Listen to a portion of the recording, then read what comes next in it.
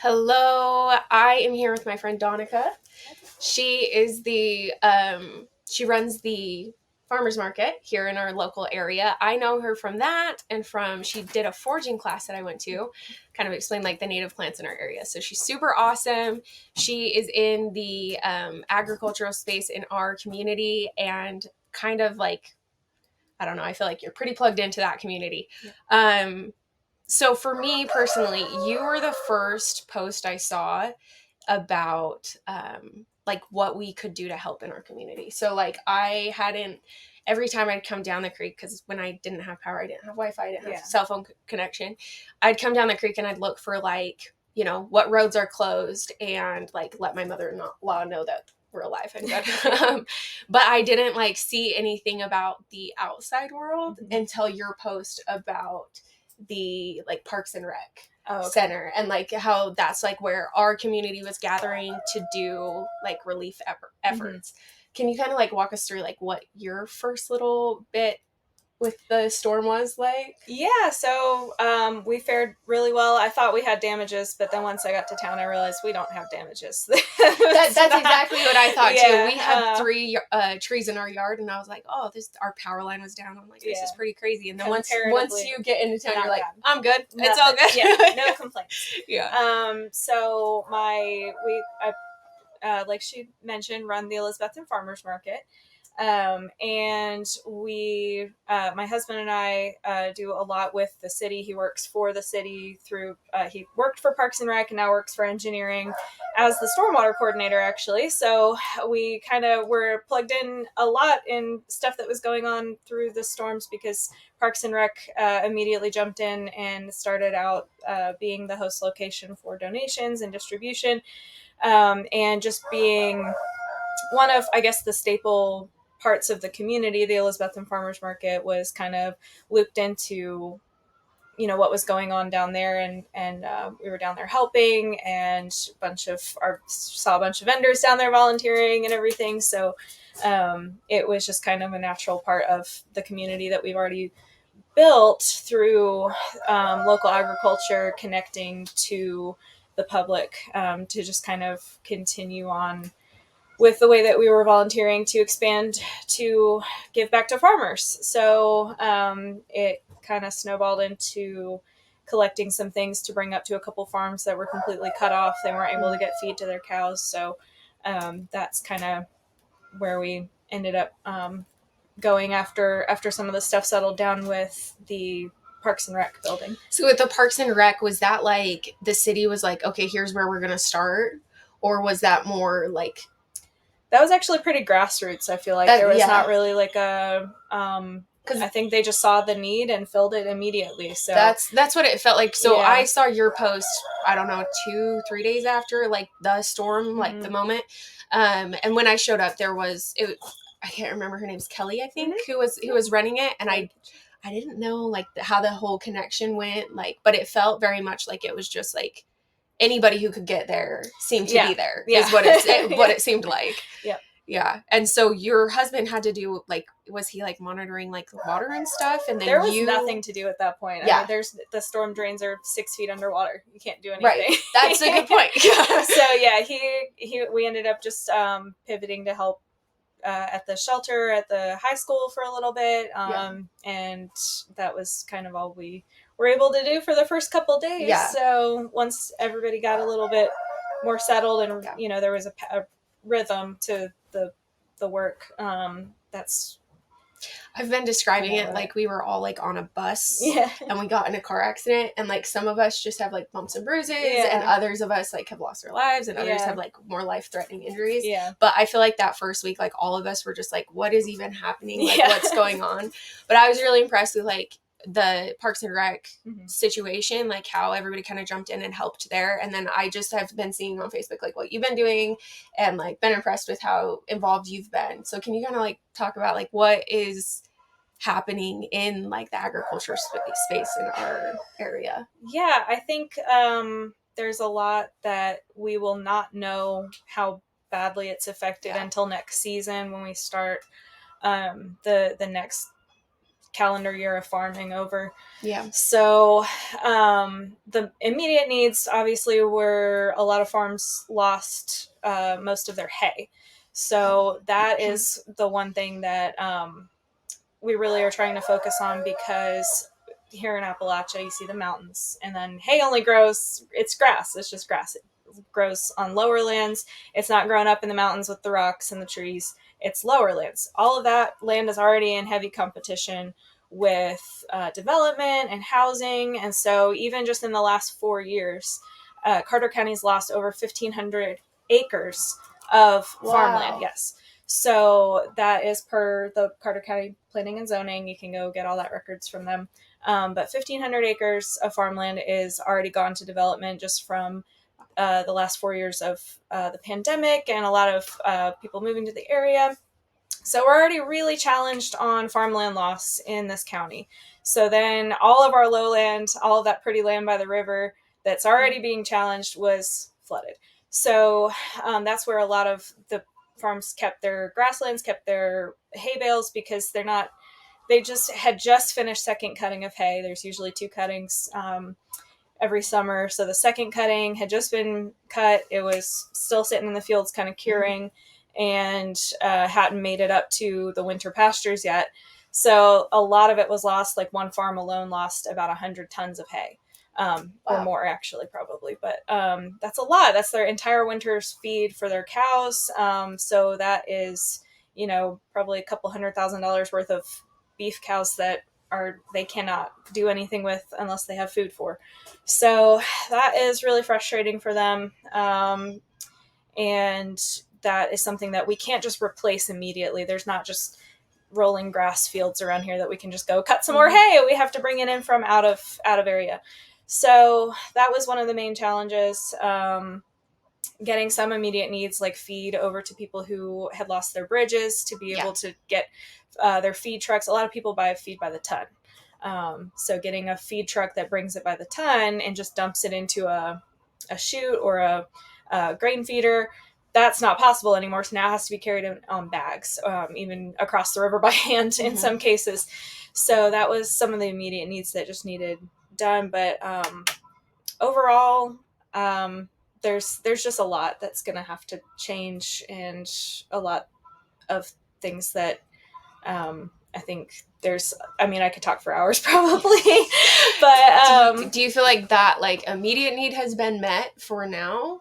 Or do you feel like there's still, because I've seen some things of like really cool, like I've been so impressed just by people coming together, like across like all of the United States, honestly. Like it seems like farmers have recognized the need for farmers, and like different like groups have kind of been like, okay, like here's how we're gonna help. Does it seem like for now we have like the Band-Aid on for that? I hope so. I would say that, so there's kind of two worlds in farming. One is kind of market gardening, smaller agriculture, farm to table type stuff, and then there's commercial farming, which would be larger beef farms that they're not processing and selling the beef themselves. They're just selling the cows, and they go to another place for processing and sale after that. So there's a little bit of a line between those farms. We don't all know each other. We kind of have two different sectors. So the beef, cattle, commercial stuff, a lot of that I feel like there's a little bit more protection for. There's more available for from the state and from like Tennessee Department of Agriculture. Some of the small farms that have market gardening and that are more farm to table direct, a lot of that is just neighbors helping neighbors and friends helping friends. So that is where we're trying to, focus some energy now that the Band-Aid, like you said, is kind of on. Hopefully through the donations of people bringing in hay and feed through the last few weeks, we've bought those farms some time to be able to figure out the rest of their winter at the very least. So that hopefully will be a little bit of a buffer. So yeah. So what, like me, Shelby, in the area, like what is something I can do, and then what is something like people who aren't in the area can do or help or even just like talk about, like, because Yeah. I think a lot of, at least how I'm feeling right now, is like the response has been so beautiful and wonderful, but like we need endurance now. Yeah, like this, definitely. this isn't gonna be and I think that's where a lot of people are worried, is it's like, okay, like, thank you so much right now, how do we keep being supportive? Yeah. And I can speak as a farmer myself, but as somebody who has a pretty small farm, I don't have a beef cattle production. We mostly do dairy goats and pastured poultry. So those are the things I kind of know the most about. But just with my experience as being a farmer's market manager and knowing the struggle of farms in the area, I feel like the best way to support us right now is to just buy what you can from the ones who are still able to sell stuff. Yeah. So buying local, we've been saying this for the last 7 years that the farmers market's open. Investing in these farms before disasters like this. Right. We're really thankful to the people who have invested in us all summer and given us some good framework to still have.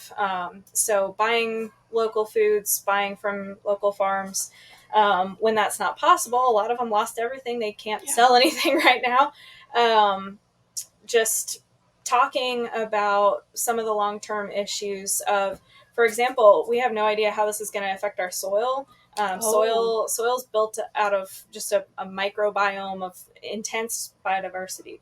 There's so much in soil that is probably completely lost in some areas. There's pastures that are just rock now. Mm-hmm. It would take an immense amount to be able to convert those back to pasture. So changing the soil and everything, that I think just kind of focusing on the environmental impacts of what has happened too, because that's really what's going to affect farmers in the future. Yeah. Because if we have grasslands that's now just sand, we can't grow hay next year. So this is a whole problem for next year too. And our river is wild. Yeah. Like, for anybody who's not in the area, the river is usually like pristine. Like, it's usually, the water's beautiful, like all of the vegetation on the side's beautiful. And right now it's just so muddy and kind of gross. And I don't know like how, do you know like how the river, I think what's going on there? Not really. No, not really. That might be something my husband could answer more. But I don't really know. I just know that it's not good. Because I know that, like, that's all I know. I've heard, yeah, it's not good. I have heard that like septic tanks got washed. I've seen personally 2 septic tanks floating down the river. So yes, that is definitely something that has happened. Yeah, it's like disgusting. I didn't even think about that until a couple of days ago. I was talking to somebody. The and they first were day like, I went out, there was 2 of them just. Oh my gosh. So yeah, that's a problem. I feel like the septic is the least of our worries, honestly, with some of that. But yeah, there's in times like this, I feel like nobody really has great answers on how to help. No. But I know that any investment into our local economy to keep us self-sufficient is an investment well made. So buying gift cards to places that you may not even get to visit if you don't live here, even if you're buying a gift card to one of our coffee shops or restaurants or whatever, and you don't get to visit for 6 months, at least that money's in the community now. Come visit us later, spend money on our Airbnbs when, you were able to visit again safely, and spend money in town, and just help keep our economy self-sufficient, not just with the farms, but just in general. Because those small businesses are our friends, they're our neighbors. So I've seen so many small businesses put themselves out. Yeah. This past, how long has it been? 3 weeks? 2? 3 years, I don't know. Yeah, seriously. I personally have just seen small businesses just like doing everything they can. Giving food away. I know one store in North Carolina we've been out to, they literally like, it's a gas station, and they literally just were like, okay, like now these are donations. Like it was like everything, everything on their shelves went from like, what do you call it, inventory, to like just like, okay, like whatever you need, take. And I personally am just like, I know these people aren't gonna just be like, okay, like give me money, but at the same time, like I do think that there's a way for us to invest in our like small businesses now, like more than ever. It's always been important to shop local, but I can see how that is probably the best place to be. And a lot of small businesses have guilt in even advertising and saying, hey, we really need the support. Like I know for our farm, I haven't sold eggs in 3 weeks. I just give them away because I have too much guilt because I can't bring myself to sell them right now. It's just I know that everybody is hurting. So, and not to, that's just an example, but I know that there's many farms and businesses and stuff that they desperately need, that support, but they're not going to put that out there. They're not going to ask for it. So we want to support them before it's too late. So I just, with the food and the farms and everything that is, that's just such a major part of our culture and our economy here. And so can you talk a little bit about like food security and like I know I saw a post that I thought was pretty cool about like their canned food stayed good. I don't know if you saw that, like down the river, like I thought that was pretty. Like it had like floated down the river and somebody had pulled it from the river, and I thought that was super cool to see. But like, what do you recommend or think on that like front? Yeah, so food security is, I think people think in short-term kind of prepper style, like, we got to get all the food and keep it in our house, and that is food security. That's not food security. It's food security. That's just a food bank. Okay. So I feel like kind of changing the mindset of food security to something that we invest in as a community and not as individuals, because that is not going to help you in the long term if you have, just a garage full of dry food or whatever that'll last only so long. And even in I was going to say, even in this situation, like so many people I know had food. And then it all got washed down the river. So it's like, now you don't have food. Like, and so, for example, in Elizabethton, one of our main grocery stores is Ingles. They're based out of Asheville. They just got their first shipment of food in from the beginning of the storm 2 days ago. So it's been almost 3 weeks before they got any deliveries because they're based out of Asheville. They didn't have the infrastructure to be able to, get some of that stuff here. So, and now with interstates down, a lot of the stuff is going to be more expensive. It's traveling longer miles. It's going to be lower quality, probably having to be on trucks longer in terms of fresh stuff. So investing in a food economy is really important from all year round and not just in the summer when farmers markets are going. And it's hard to, I guess, maybe put it into words, but it's just a way of life. I feel like for us, I know at this point, and having connections with your local farmers, having connections with local producers, those things that's your food security, that's your food system, because, maybe 1 or 2 of the farms have been wiped out, but we are able to still buy produce from one farm in Butler, and I'm getting, milk from a farm in Bluff City. And so there's still a food economy, and whenever we support each other, with that, like all the local farmers are still buying from each other and everything, because that's just how we live.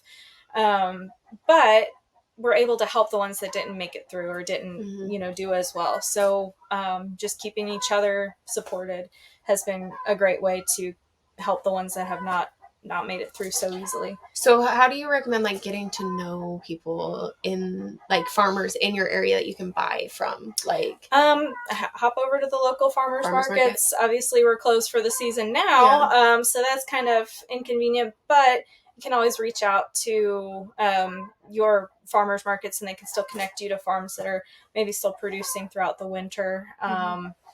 And a good way to, if you're not able to get to farmers markets over the winter, buy in bulk through the summer and save that, do some canning and things like that, really help small farms out. So basically the idea is like shifting from like, I'm going to can all this food and put it in my pantry, to like, I'm going to get to know people in my area who produce different things, because obviously it's not like, I think there's been like a huge trend to do like all of the things all by yourself, and it's just not like that's not how it works. That's like, a great point. It is. I feel like there's kind of this trendy homesteading thing and it looks very fun on Instagram and all, and you try doing it by yourself, you're gonna hate it. It's terrible. So it's fun. It's really interesting to be able to do all those things and to learn those things and dabble in them. But I think ultimately, it's not sustainable. We need to take the humility to realize that we're not good at everything, and to support those that are better at it than we are. And that is how we thrive, because you have to kind of diversify your portfolio, I guess, in stock terms. But yeah, like just have things in different baskets, and have I guess, figure out what you're good at if you are into homesteading and farming or whatever you're doing. But support the ones that do it better than you. So. Yeah, totally. And like, I think I just in the past little, like 3 weeks or whatever it's been, I have been blown away by like, it's just your community. Like that's all we got. And if we're not kind to each other, if we're not supporting each other, if we're not being understanding to each other, like things can get ugly quick. And unfortunately there's been some of that, but I think for the most part, it's been, people have been super supportive of one another. And I hope moving forward, it continues to be that way. Once we're kind of out of this crisis, that like, we're all able to recognize like this is it. Like, this is what we've got. So I don't know. Is there anything else you want to share? No, it's just, I mean, the whole thing's a mess. So it's wild. It's hard to speak to any one specific thing, but for anybody that is out of our area, we really do appreciate so much all the donations and the stuff that you guys have done for us.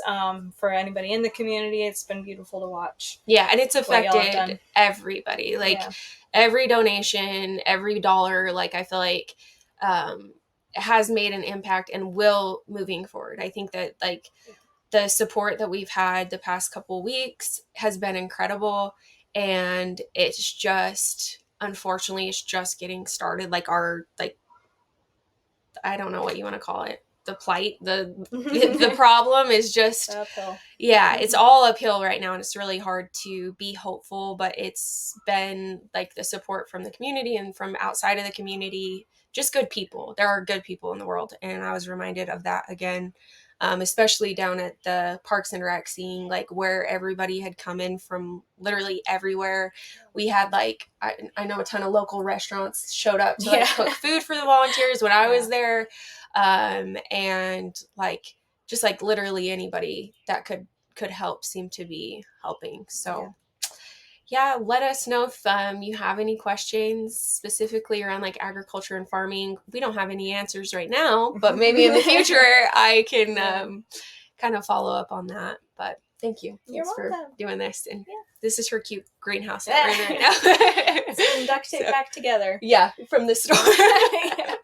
All right. Thank you.